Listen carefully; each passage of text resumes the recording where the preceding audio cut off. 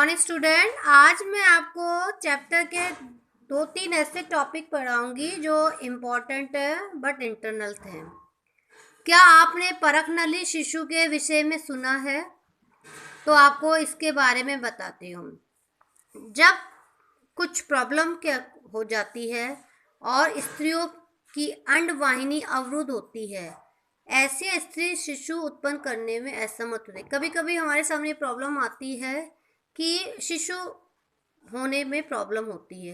इसका कारण क्या होता है? जो आपको अंडा जो वाहिनी है वो अवरुद्ध हो जाती है और निषेचन के बाद जो शुक्राणु है वो अंदर अंडाणु तक नहीं पहुंच पाते। अब ऐसी स्थिति में हमारे चिकित्सक डॉक्टर क्या करते हैं?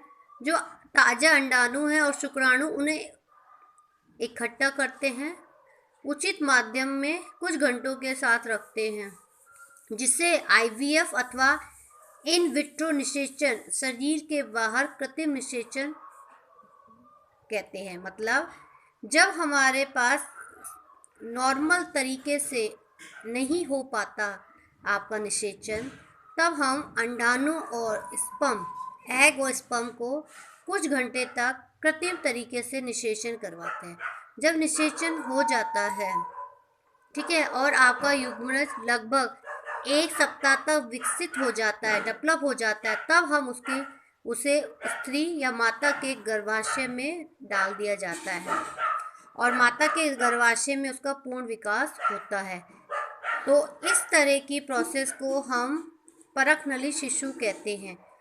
लेकिन यहाँ पर परख नली का ये मतलब नहीं कि वो परख नली में बना है, नहीं, सिर्फ 1 वीक के लिए उसको डेवलप किया जाता है आउटर, फिर उसे मदर के यूट्रस में इन कर दिया जाता है।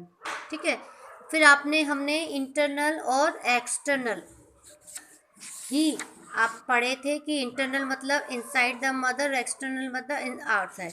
सेकंड एक ये भी है, मछली और मेंढक एक साथ सैकड़ों अंडे क्यों देते हैं जबकि मुर्गी एक ही समय में केवल एक ही अंडे देती है? मतलब यहाँ पर ये क्वेश्चन होता है कि कुछ तो बहुत सारे अंडे देते हैं, कुछ कम, ऐसा क्या कारण होता है?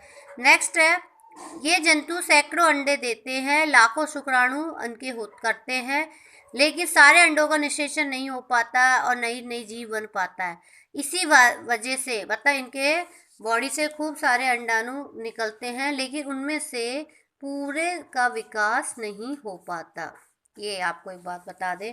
नेक्स्ट आता है आपका युग्मनज का बनना तथा युग्मनज से भ्रूण का विकास, कोशिका का पिंड और भ्रूण का गर्भाशय में रोपण। ये क्या है? देखिए, ये आपका रोपित भ्रूण है। ठीक है, रोपित भ्रूण मतलब जो अंडा है, जो कहाँ से मिला है? आपके अंडाशय से, ओवरी से। और कब हुआ? उसकी मेच्योर टाइम पर। नेक्स्ट है ये आपका क्या है? कोशिका का पिंड। और नेक्स्ट है आपका भ्रूण का गर्भाशय में। अब ये भ्रूण है, जो अंडा है, माँ के गर्भाशय में चला जाता है और वहाँ रहकर ये डेवलप होता है और आफ्टर सम टाइम, कुछ समय बाद, ये माँ के घर में इस कंडीशन में देखने को मिलता है। तो ये टॉपिक है जो आपका भ्रूण का परिवर्तन। जब हमने स्टार्टिंग में एक बेबी एक अंडे के समान होता है, समय बदलते टाइम होते आगे चलकर वो उसका विकास एक बच्चे के रूप में आता है। तो ये निषेचन के परिणाम स्वरूप युग्मनज बनता है और विकसित होकर भ्रूण में परिवर्तित होता है और युग्मनज लगातार विभाजित होकर कोशिकाओं के गोले में बदल जाता है।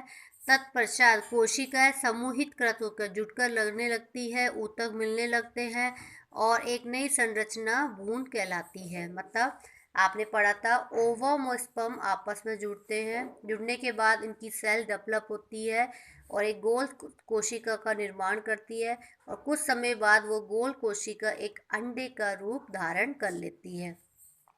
भ्रूण गर्भाशय की दीवार में रोपित होकर विकसित होता है, फिर वो भ्रूण, वो अंडा गर्भाशय में आता है और वहाँ से ही परिवर्तित या विकसित होता जाता है।